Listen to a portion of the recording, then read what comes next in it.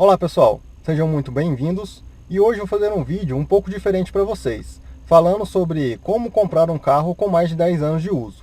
Vou dar várias dicas de que você deve olhar um carro que tenha mais de 10 anos de uso. Estou aqui com o Ford Focus, ano 2008, que agora em 2020 está com 12 anos de uso. Então, através dele, vou dar várias dicas que servem também para comprar carros mais velhos, mas também muitas dessas dicas servem também para carros até seminovos. Então vamos lá para essas dicas. Primeiramente, vamos começar pela pintura do carro, onde vamos procurar por ralados, pequenos amassados e até mesmo riscos profundos. Não que isso desabone, mas precisamos saber se teremos custos a mais após a compra do veículo, e usar esse custo a mais para abater no valor do carro e conseguir um bom desconto na negociação. Depois, vamos procurar pontos de repintura. Para isso, analisamos diferenças na cor, ponto fosco ou pontos com pouco brilho, ondulações indicando o uso de massa plástica em excesso e até escorridos de tinta indicando serviço mal feito. Outro ponto é checar se todos os vidros do carro são dele mesmo, e também conferir a numeração do chassi nos vidros. E por que isso tudo? O carro pode ser roubado e ter sua numeração adulterada, ou mesmo pode ter sido capotado ou sofrido algum acidente muito grave, onde os vidros foram substituídos. Agora, é normal o para-brisa ter sido trocado, por questões de batidas de pedra, entre outros. Mas não é normal o carro ter mais de um vidro trocado, e se tiver, atenção, pode indicar problemas. Agora vou dar uma dica que nenhum canal jamais disse. Nos vidros existem alguns pontos de identificação, que ajudam a identificar se o vidro é do carro mesmo, e até mesmo a data de fabricação do vidro. Pegando o para-brisas, você pode ver que ele tem o logo Ford. O DOT dele vem seguido do M02, que indica para-brisas de 6 mm sem degradê. A sigla AS1 indica que é vidro de visibilidade principal do carro, por isso acima de 75% de visibilidade. Agora tem dois pontinhos, um acima do símbolo de porcentagem e outro logo abaixo. Esses dois pontos indicam ano e mês de fabricação, segundo tabela que vou deixar na descrição do vídeo.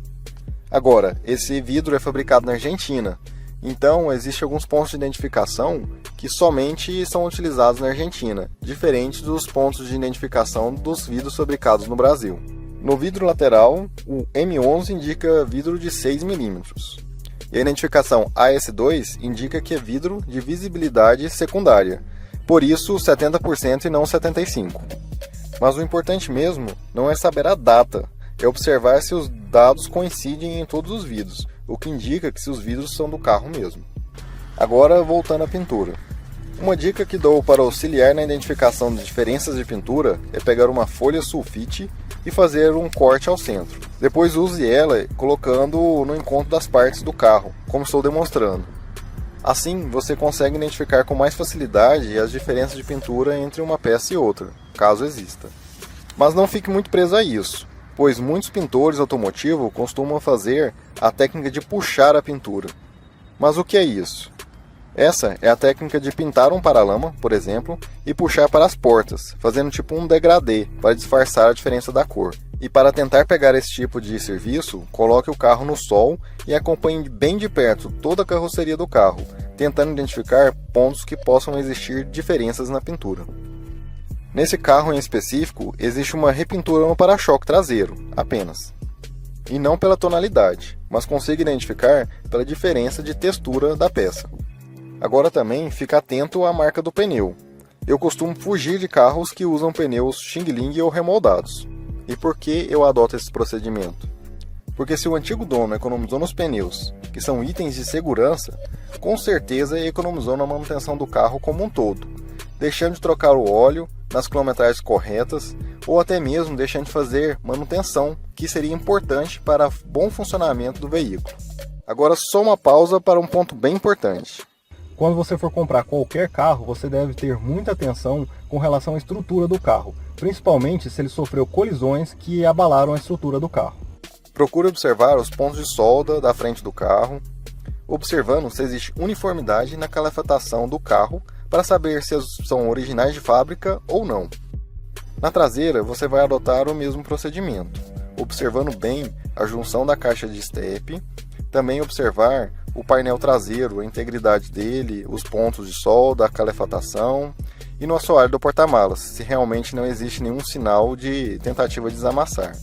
Em partes críticas, podem indicar colisões mais fortes.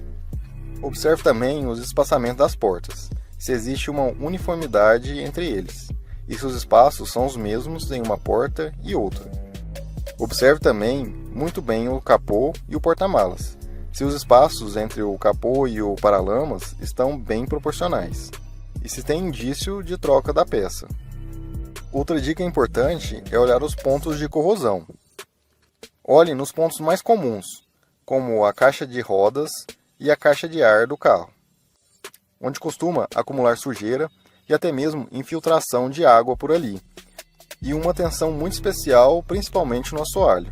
Olhar o carro por baixo, verificar se não existe pontos de corrosão e nem marcas de reparo ou emendas de solda no assoalho. Isso é bem importante ser observado.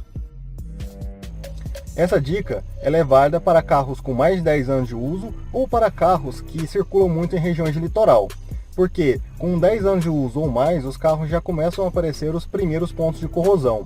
E nesse ponto você deve ter atenção quando compra um carro mais velho. Observe a quilometragem. Nesse caso, 116.446, até condizente com o ano do carro. Observe também como está o estado do volante, se está soltando, esfarelando ou liso demais, se os pedais estão condizentes com a quilometragem do carro, manopla do câmbio, que se não está com excessivo desgaste, os bancos, se não possui desgaste, principalmente nas laterais, onde o entrar e sair do carro pode causar danos. Agora, apenas uma observação é que esse carro apresenta desgaste nos puxadores de porta, o que é normal para um carro dessa idade. Muitas pessoas saem com as chaves nas mãos ou até mesmo a gordura da própria mão vai danificando com o tempo essas partes do carro. Também é importante testar o funcionamento de todos os vidros, travas e outros itens elétricos que o carro possa ter. Como esse é um carro mais básico, poucos itens devem ser analisados, mas observe também o funcionamento dos faróis, luzes do mesmo. Agora, finalizando, vamos à parte mais crítica, que é a análise do motor, mas nessa parte vamos nos ater somente a escutar e checar fluidos. Primeiramente, fazemos uma inspeção visual, olhar o estado geral do motor em busca de gambiarras, olhar o líquido de arrefecimento, porque através dele dá para ter uma boa ideia de como o antigo dono cuidava do carro, dando a devida manutenção ou não. Olhar também o fluido de freio, se está muito escuro, está perto da hora de trocar, se também está no nível correto, não está muito baixo. Esse ponto também pode denunciar a histórico de manutenção do carro. Fluido de arrefecimento muito sujo e reservatório todo opaco indicam que a manutenção nessa parte do carro estava sendo negligenciada. E, se possível, também olhar discos e pastilhas. Olhe as coifas da homocinética, nesse último, ver se existe rasgos, vazamentos de graxa. Olhe também se existe raspados por baixo da carroceria do carro. Checar as borrachas de vedação, e nesse caso, apenas uma borracha de vedação está ressecada. As outras estão tudo ok. Feito tudo isso, vamos ligar o carro e fazer a última verificação. Procure escutar o carro em marcha lenta, preferência com ele frio. Escute se existe batida de válvula, indicando problemas nos tuchos ou barulho metálicos vindos do motor. Carros com mais de 10 anos normalmente não possuem acelerador eletrônico, o que facilita muito escutar o motor. Se esse for o caso, acelere e solte repentinamente a aceleração. Nesse momento, dá para escutar se o motor raja ou algum barulho metálico vem do mesmo.